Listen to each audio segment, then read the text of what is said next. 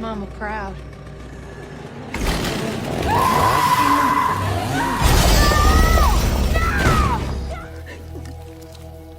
कहानी के शुरुआत में एक खुशहाल फैमिली को दिखाया जाता है जिसमें एक मदर के साथ उसके 3 बेटे थे और साथ ही साथ उनके ग्रैंडपा भी उसी में मौजूद थे। आज उनके सबसे छोटे बेटे की बर्थडे थी जिसका जेड नाम था। उसके बर्थडे सेलिब्रेट करने के लिए उसकी मॉम उसके सामने एक केक लाती है, लेकिन बहुत ही अजीब सा सीन दिखाया गया कि वहाँ पर एक बहुत ही अजीब सा आदमी बैठा हुआ था जिस बेचारे को इन सभी लोगों ने उसे कैद करके रखा हुआ था, क्योंकि जेड की मॉम का कहना था कि यह आदमी हमारी बकरियां यानी इनके बाकी के एनिमल्स चुराने के लिए आया है। दिखाया गया कि जेड के बर्थडे पर उसको चेनसॉ गिफ्ट की जाती है। यहाँ पर यह सीन थोड़ा कॉम्प्लिकेटेड हो चुका था क्योंकि आखिर यह कैसा गिफ्ट हो सकता था। अब सभी मिलकर उस बेचारे अनजान आदमी को काफी ज्यादा ही टॉर्चर करने लग जाते हैं और अब उसकी मॉम जेड से कहने लगी कि इसी दिए गए चेनसॉ से इस आदमी की जान ही ले लो। ऐसा सुनते ही उसका बेटा हंसने भी लग जाता है और जेड का भाई फौरन से उस चेनसॉ को स्टार्ट कर दिया और कहने लगा कि जल्दी इसे मार दो। सभी बच्चों के साथ साथ उसके पेरेंट्स भी काफी एक्साइटेड दिखाई दे रहे थे, लेकिन जेड अब भी मासूम बच्चा था तो वो चेनसॉ उठाकर भी उस आदमी को नहीं मार पाता और वो चेनसॉ वहीं पर फेंक दिया। यह देखकर उसकी मॉम कहने लगी कि ऐसा क्यों किया तुमने, आखिर तुम्हें हो क्या गया है। कहने लगी कि क्या तुम्हें नहीं पता कि तुम्हारे ग्रैंडपा कितने अच्छे किलर थे। उसकी बातों से हमें यह पता चल जाता है कि जेड के ग्रैंडफादर कुछ और नहीं बल्कि पहले एक सीरियल किलर थे, लेकिन अभी भी बूढ़े होने के बावजूद भी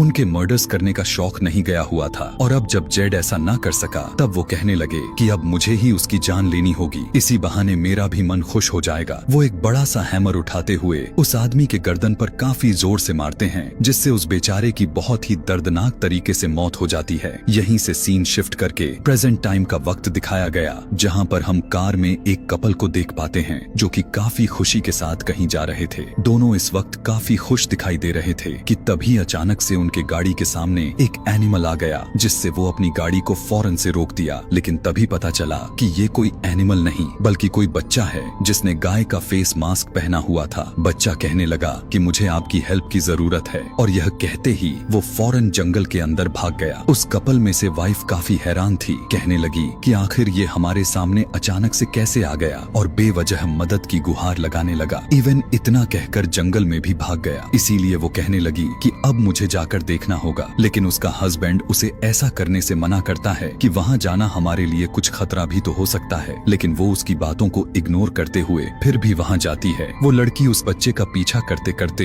एक पुराने से फॉर्म में चली जाती है। अंदर जाकर उसने देखा तो वहाँ पर हर जगह तरह तरह के हड्डियां पड़ी हुई थीं कि उसी टाइम अचानक से वो एक ट्रैप में फंसकर नीचे चली जाती है। दिखाया गया कि वो अब काफी ज्यादा मात्रा में इंजर्ड हो चुकी थी। उसकी हालत इतना दर्दनाक बन चुका था कि उसके नाक और मुंह इवन सभी जगहों से खून निकल रहा था। तभी वही बच्चा अपना मास्क उतारता है और वो बच्चा कोई और नहीं बल्कि वही बच्चा जेड ही था। दरअसल उसकी फैमिली ने उसे किसी गैंगस्टर के पास भेज दिया था जो उसे किलिंग्स करना सिखाते थे। वही आदमी जिसके पास वो ट्रेनिंग ले रहा था वो उससे कहता है कि इस लड़की के ऊपर कार इंजन गिरा दो। जेड भी ठीक ऐसा ही किया, जिससे अब उस बेचारी लड़की की बहुत ही ब्रूटल तरीके से मारी जाती है। तभी वहाँ पर शेरिफ आ जाता है जो उन लोगों पर बहुत गुस्सा हो रहा था और कहने लगा कि जिस लड़की को अभी अभी तुम लोगों ने इतने दर्दनाक तरीके से मारा वो कोई और नहीं बल्कि मेरी बेटी थी। मैं तुम लोगों को नहीं छोड़ूंगा। लेकिन ना तो शेरिफ के पास किसी तरह का वारंट था और ना ही उसके पास कोई ऐसी चीज थी जो कि इस बात का पता लगा सके कि इन्हीं लोगों ने उसको मारा हुआ है, क्योंकि पहले ही इन दोनों ने सारे के सारे सबूत एविडेंस मिटा दिए थे। लेकिन फिर भी वो शेरिफ इतना तो कंट्रोल रखता था कि वो उस बच्चे को साथ ले जाकर इन्वेस्टिगेशन कर सके। इसीलिए अब वो जेड को अपने साथ लेकर जाता है। अब क्योंकि यह शेरिफ काफी अच्छा आदमी था इसीलिए वो जेड को मेंटल स्कूल में डाल देता है ताकि अभी उसके दिमाग में जो भी क्रिमिनल्स वाली थॉट्स हैं वो चली जाए और वह पढ़ लिख कर एक अच्छा बच्चा बन जाए। इतना करने के बाद वही शेरिफ जिसकी बेटी को इन लोगों ने मारा हुआ था कि वो सीधा जेड के मॉम के पास पहुंच गया और उससे कहने लगा कि तुम्हारी वजह से मेरी बेटी मरी, इसीलिए अब मैं तुम्हें तुम्हारा बेटा कभी भी नहीं लौटाऊंगा। इतना कहकर वो वहाँ से चला जाता है। कहानी में दिखाया गया कि 10 साल गुजर जाते हैं। हमें वही स्कूल दिखाया जाता है जहाँ पर शेरिफ ने जेड को दाखिल करवाया हुआ था। वहीं पर एक नर्स आई हुई थी जिसका नाम लिजी था। लिजी का इस स्कूल में यानी मेंटल स्कूल में पहला दिन था। इसी स्कूल का एक आदमी उसे बताता है कि यहाँ के सभी बच्चों के नाम आते ही चेंज कर दिए जाते थे ताकि उन्हें कुछ भी ना याद रहे कि वो क्रिमिनल फैमिली से बिलोंग भी करते थे, जिससे होगा यह कि वो धीरे धीरे पुरानी यादें भूलते जाएंगे और उनकी नई पहचान भी बनना शुरू हो जाएंगे। अब लिजी को एक आदमी दिखाई दिया जिसका नाम बर्ड था। जब लिजी जाकर उसके पास बैठी तब वो लड़का उसे नजरअंदाज कर दिया। तभी वहाँ पर एक और लड़का लिजी को बताने लगा कि ये अक्सर चुप ही रहता है और यहाँ पर इतना तो अंदाजा हो चुका था कि जेड भी बचपन में अक्सर खामोश में ही रहा करता था, तो शायद हो सकता है कि ये मोटा बच्चा जेड ही हो। उसी दौरान लिजी ने देखा कि कुछ बच्चे आपस में लड़ने लग गए थे। ऐसा होता हुआ देखकर लिजी उन्हें छुड़ाने जाती है, लेकिन उनमें से एक बच्चा लिजी से ही बदतमीजी करने लग जाता है। तभी वहाँ पर मोटा वाला बच्चा लिजी को बचाने आ पहुंचा। उसी टाइम उनके पास वहाँ के सीनियर डॉक्टर भी आ गए और नर्स से कहने लगा कि जो कोई भी बच्चा लड़ाई करे तो आप मुझे बताइएगा, और वैसे भी हम इन दोनों बच्चों को जो अभी अभी लड़ रहे थे इन्हें अपने साथ लेकर जा रहे हैं। तब लिजी कहने लगी कि इस हेल्दी बच्चे यानी बर्ड का कोई कसूर नहीं है, ये तो बस मुझे प्रोटेक्ट करने में लगा हुआ था। तब डॉक्टर उसे कहने लगा कि आप कुछ नहीं जानती, ये बच्चा जो तुम्हें दिखाई दे रहा है वो दरअसल अपने ही पुराने फैमिली मेंबर्स को काफी ब्रूटल तरीके से मार दिया था। हुआ कुछ ऐसा कि उन्होंने इससे उसका डॉग ही बस ले लिए, जिसके बाद इसने अपने पूरे फैमिली को मौत के घाट उतार दिया और तभी से ये काफी खतरनाक बच्चा बन गया और हम कुछ नहीं बस कुछ इनकी थेरेपी करके यहाँ लाकर इन्हें छोड़ देंगे। जैसे ही वो डॉक्टर गया तो वहाँ बर्ड का दोस्त आया और लिजी से कहने लगा कि ये लोग झूठ बोलते हैं, ये थेरेपी के नाम पर बच्चों को ब्रूटल तरीके से उन्हें टॉर्चर करते रहते हैं और आज भी ये लोग बिना वजह के भी टॉर्चर करेंगे। ये लड़का लिजी से यह भी कहा कि आप प्लीज उसकी मदद करें। तभी उसी मेंटल हेल्थ स्कूल में जेड की मॉम आई हुई है। जेड की मॉम अब काफी रिच हो चुकी थी और उसके पास कोर्ट की इजाजत थी कि वो जेड से जब चाहे तब वो आकर मिल सकती है। यहाँ आते ही वो सीनियर डॉक्टर से कहने लगी कि मुझे मेरे बेटे से मिलना है। तब सीनियर डॉक्टर कहने लगा कि यहाँ पर जितने भी बच्चों को लाया जाता है उनका पुराना नाम को चेंज करके दूसरा नया नाम चेंज कर दिया जाता है और हम किसी भी जेड को नहीं जानते और इस बात का पता करने के लिए आपको किसी दूसरे कोर्ट से इजाजत लेना होगा। यह हमारा काम नहीं है। दरअसल ये सीनियर डॉक्टर बस एक ड्रामा कर रहा था, जबकि उसे पता था कि जेड कौन है, लेकिन वो यह नहीं चाहता था कि ये बच्चे अपनी फैमिली से मिलें। ये डॉक्टर बच्चों को टॉर्चर करके खुश होता था क्योंकि उसे लगता था कि ये क्रिमिनल्स फैमिली से हैं और ये कभी नहीं सुधर सकते। वो बस इन्हें टॉर्चर करना चाहता था। इधर अंदर दिखाया गया कि बर्ड को अब काफी टॉर्चर किया जा रहा था और जब जेड यानी बर्ड की मॉम ऐसा होता हुआ देखती हैं तो तब उसे काफी गुस्सा आता है। वो फौरन से वहाँ के एक नर्स को काफी बुरी तरह से मार मार कर उससे उस जगह की चाबी ले लेती है और सभी पेशेंट्स को आजाद कर देती है। सारे के सारे पेशेंट्स बाहर की तरफ भागना शुरू कर दिए थे और वो सीनियर डॉक्टर बर्ड की मॉम को भी वहाँ से निकाल दिया, लेकिन बर्ड भी अब आजाद हो चुका था और काफी गुस्से में आकर वहाँ के सभी गार्ड्स को बहुत ही ब्रूटल तरीके से मारता है। उसकी जिस लड़के के साथ लड़ाई हुई थी वो उससे कहने लगा कि मुझे भी प्लीज आजाद कर दो। इतना कहते ही बर्ड के अंदर थोड़ा इंसानियत दिखा और वो उसे भी आजाद कर दिया, लेकिन जैसे ही बर्ड सीनियर डॉक्टर के सामने गया तो वो उसे मारना शुरू कर देता है। यह देखकर इस बार बर्ड को काफी गुस्सा आ गया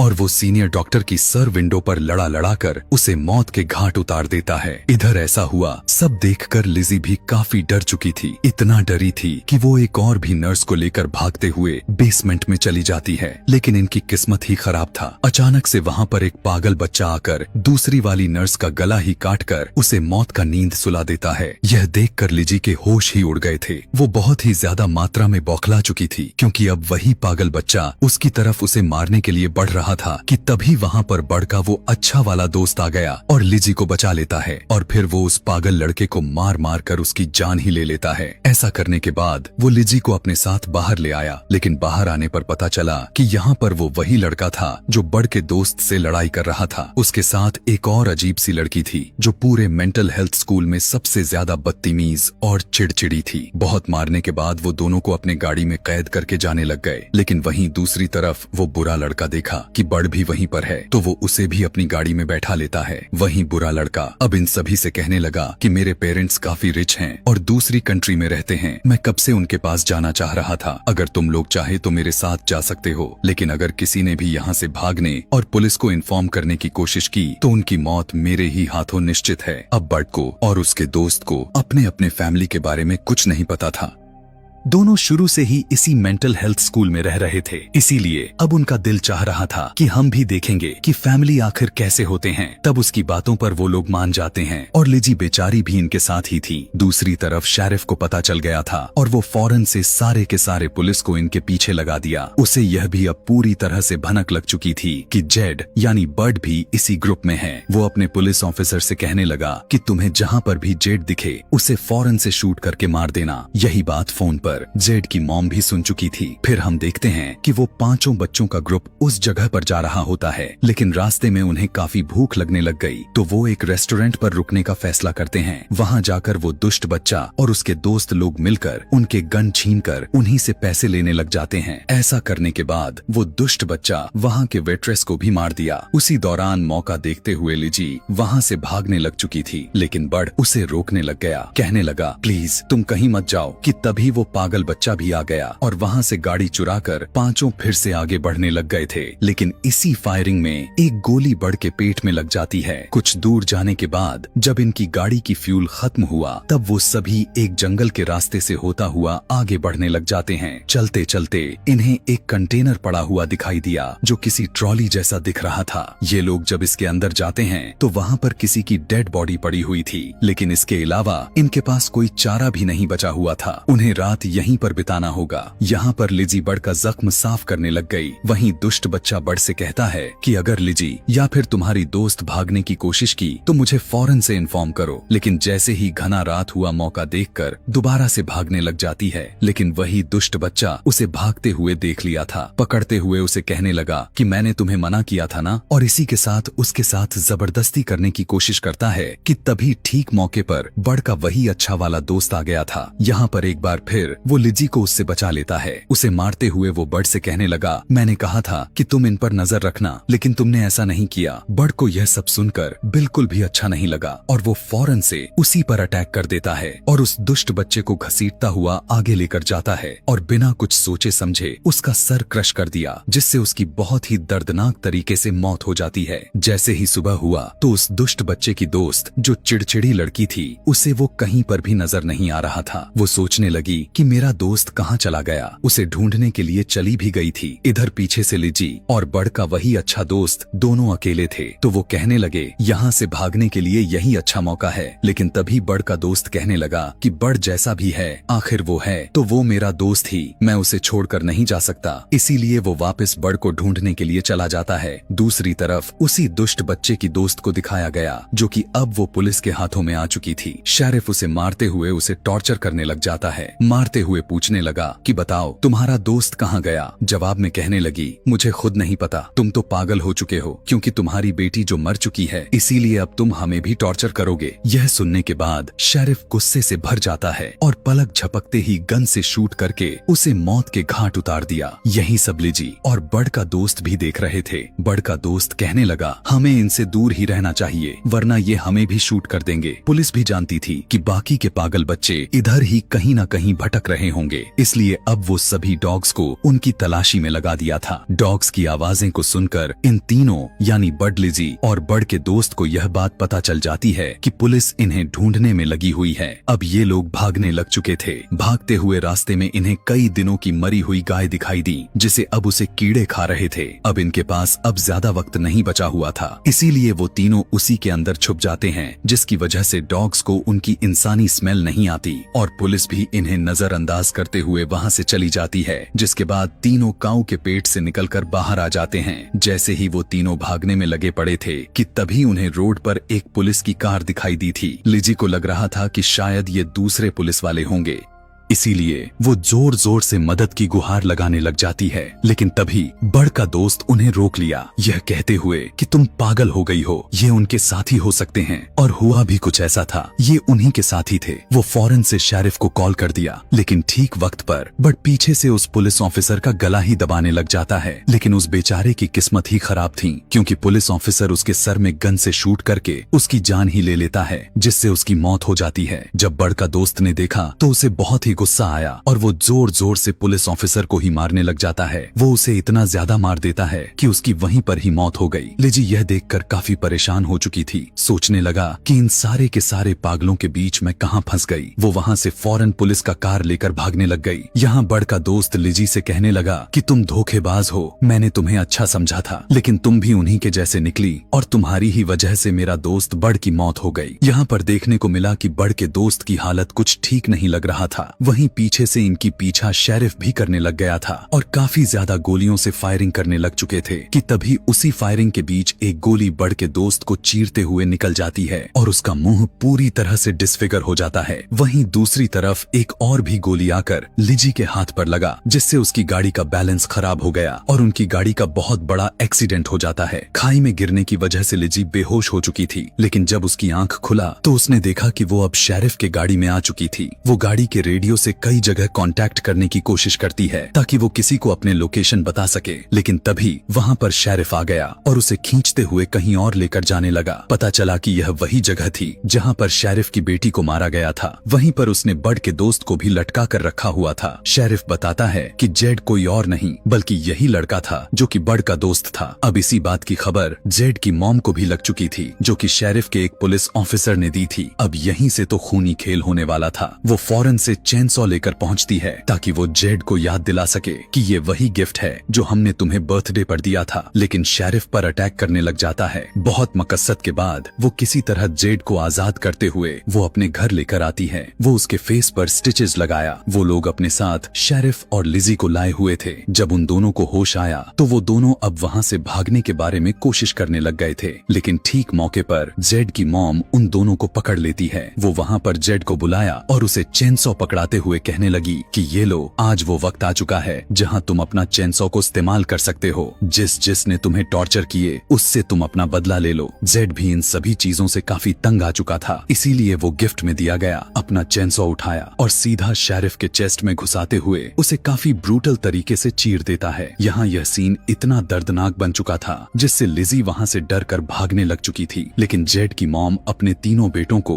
ऑर्डर्स देते हुए कहने लगी कि जाओ उसका पीछा करो। लिजी भागते ही जा रही थी, लेकिन तभी भागते हुए उसका पैर एक ट्रैप में फंस गया और वो बेचारी गिर जाती है। लिजी जेड से कहने लगी, आखिर तुम ऐसा कैसे कर सकते हो? तुम अच्छे इंसान हो, याद करने की कोशिश करो। तुम्हें तुम्हारी मॉम बुरा बनाना चाहती है तो प्लीज ऐसा मत करो, मुझे मत मारो। लेकिन जेड, जो कि अब काफी बुरा बन चुका था, वो मेंटली डिसेबल हो चुका था। वो लिजी की एक नहीं सुनता और फौरन से अपने चेनसॉ को चलाते हुए उसके सर को उसके धड़ से अलग कर देता है। और अब वहाँ पर अभी तक जितने लोगों की डेथ हुई थी उनकी पूरी फैमिली उन सभी के बॉडी को कीमा बनाकर अपनी एनिमल्स को खिलाने लग जाते हैं। वहीं दूसरी तरफ दिखाया गया कि जेड अब लिजी के चेहरे की स्किन उतारकर एक फेस मास्क बनाता है, जिसे वो लेदर फेस का नाम दिया और उसे अपने फेस पर लगा लेता है। इसी के साथ यह कहानी भी यहीं पर खत्म हो जाती है।